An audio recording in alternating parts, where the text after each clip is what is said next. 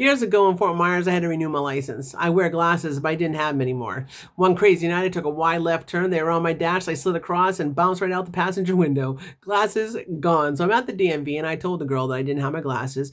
She says, well, we have 4 machines. She goes, you can try all 4 if you want to. I said, okay. First machine, I'm squinting, and I'm thinking I see an A and an E, and then I'm like, L, M, P, and she's like, no, let's go to the next one.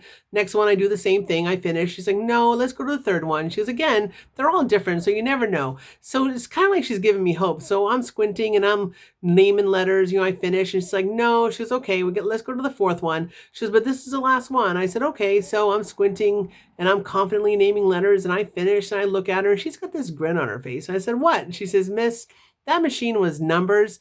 Number what?